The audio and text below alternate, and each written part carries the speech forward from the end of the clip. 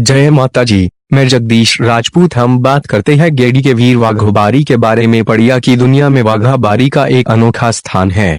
बारी राजपूतों की मकवाना की एक उपशाखा है। कच्छ के रापर तालुका की सीमा पर गेडी नाम का एक प्राचीन धृतपादी गांव है। चला गया साल का 18 पर शुरू हो गई थी। वाघेला राणा पश्न जी की राजमहल गेडी पर जल रही थी। वाघोबारी उन पर विश्वास करती थी। हाथी जैसी भुजाओं वाले 5 सशस्त्र बाघ भी अपनी ताकत और रोमांच के लिए राजपूतों के बीच जाने जाते थे। एक बार वघा की पत्नी तिल का तेल निकालने के लिए पास के एक गांव में गई। बाई एक खाली तेल की टंकी और कपड़े के टुकड़े के साथ दूर बैठी थी, जिससे मिल से निकलने वाले तेल पर नजर पड़ रही थी।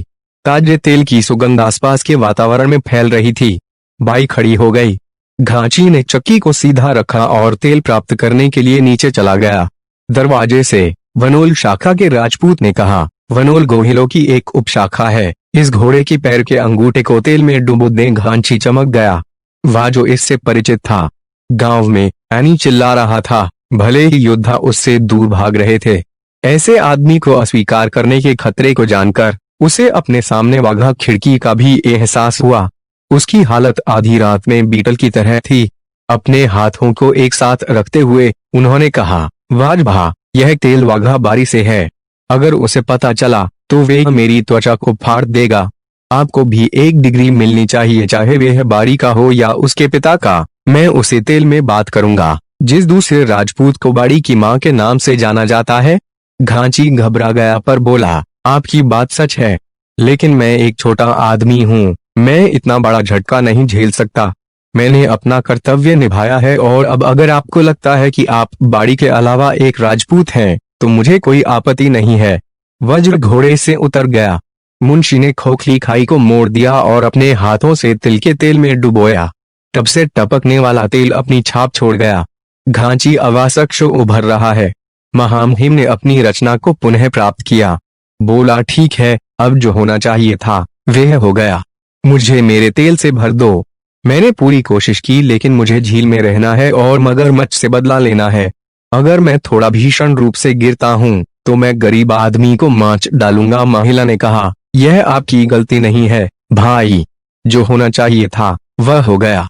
अब आप खिड़की जानते हैं और आप अपना वज्र जानते हैं।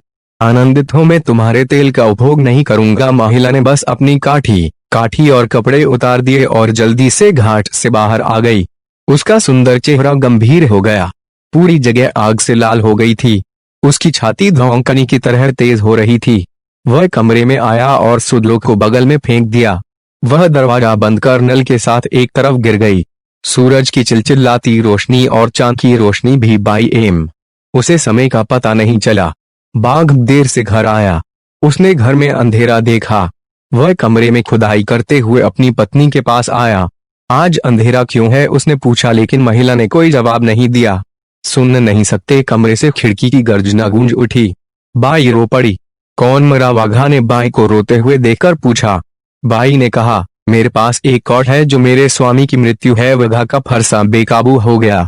उसका हाथ तलवार पर गया। क्या मिधु यह जुनून बोलता है? वाघा ने धागा तोड़ते हुए कहा। कमजोर प्रभु, बाय पर शुरू करो। बाई ने फिर मारा।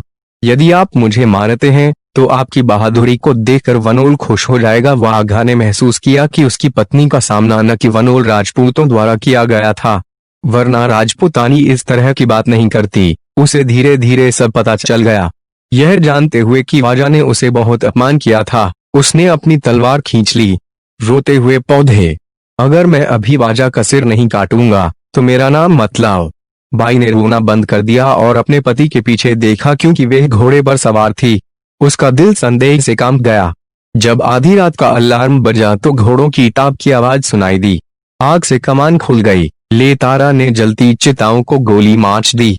वाघाबारी ने अपना सिर अंधेरे में बाई की ओर फेंकते हुए कहा कि यह वाजा का प्रमुख है जिसने आपका अपमान किया है। बाई ने खड़े होकर दीपक जलाया। उसने अपने सिर को देखा और संतोष के साथ अपने पति को देखा। उसने अपनी उंगली से उसके सिर से टपकता खून लिया, उसके माथे को ढक दिया और अपने पति के पैरों में गिर गई। इस प्रकार वाघा खिड़की की खौफ वनल राजपूतों पर बैठ गई। समय बीता गया और विक्रम वर्ष 1715 में बैठ गया। जब लोग दिवाली नहीं मना रहे थे, तब बावथराड के राणा चंदोजी ने कोली जोसा की मदद से जडेजा मुलवाजी को अपने साथ ले लिया। जोसो कोली बहुत बहादुर माना जाता था। उसके पास 500 कोली की सेना थी। इस सेना के बीच में एक सुनहरी पालकी पर बैठकर कोली जोसो गांव से गुजरे। भले ही दरबारियों की मूंछों का पानी उतर रहा था, गद्दी के राणा ने राजपूतों का पक्ष लिया। राणा लखधीर जी ने वाघा बारी को बुलाया। गद्दी कहते हैं, यह बहुत स्पष्ट है कि वे कभी नहीं जानता था कि वह कब मरने वाला था। यदि कोली राजपूतों से अधिक हो जाता है तो राजपूतों की नाक कट जाएगी। वाघा बारी ने सब कुछ सुन लिया लेकिन कुछ नहीं कहा। लखधीर जी निराश हुए। युद्ध में अगले दिन वाघा बारी ने अद्वितीय बहादुरी दिखाई और कई सैनिकों को मार डाला। कोली जोसा के पास गया और उसे सिर काट दिया। सेना गरजने लगी। वाघेला चंदोजी उस पर टूट पड़े। बाघ ने बहुत बहादुरी से लड़ाई की। चंदोजी युद्ध के मैदान में काम करने आए। जब बाघ, जो कई घावों से आच्छादित था, लखधीर जी के पास पहुंचा तो उसकी नसें टूट रही थीं। चारों तरफ घावों से खून बह रहा था। आंखें काली हो रही थीं। उन्होंने जोसा कोली का सिर लखधीर जी की गोद में फेंक दिया और हाथ में लाया। एक पल में उसकी जीवनधारा स्वर्ग की सीढ़ियों पर उड़ गई। लखधीर जी की आंखें भीगी। युद्ध समाप्त हो गया। रणवाश्री चंदोजी और कोली जोसा की मृत्यु के बाद मुलवोजी भाग गए। गेडी जीत गई लेकिन वाघा बारी जैसे महंगे योद्धा को बलिदान देना पड़ा। वाघा बारी पलियो आज भी खड़ा है, जो गादी से अटमान तक आने वाली मिठाई झील में अपनी अद्भुत बहादुरी के बारे में बात कर रहा है। ली जे के दहिया।